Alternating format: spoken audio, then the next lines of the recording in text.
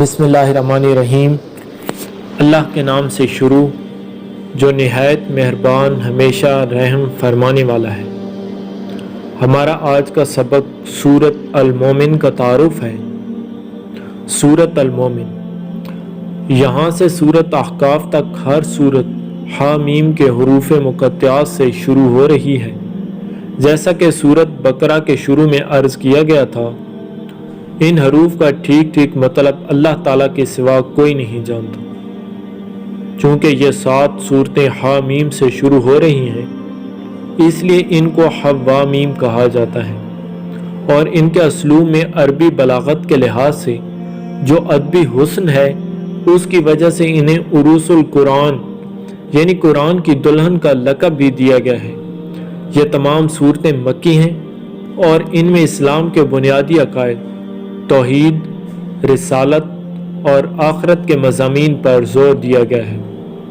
کفار کے اعتراضات کا جواب دیا گیا ہے اور کفر کے برے انجام سے خبردار کیا گیا ہے، اور بعض انبیاء کرام کے واقعات کا حوالہ دیا گیا ہے۔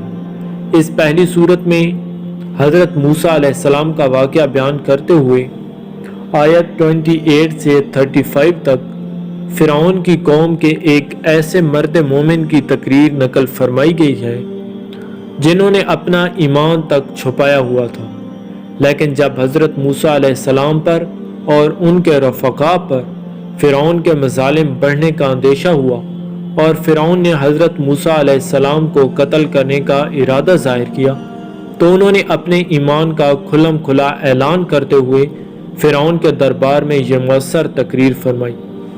اسی مرد مومن کے حوالے سے اس سورت کا نام بھی مومن ہے، اور اسے سورت غافر بھی کہتے ہیں۔ غافر کے معنی ہے معاف کرنے والا۔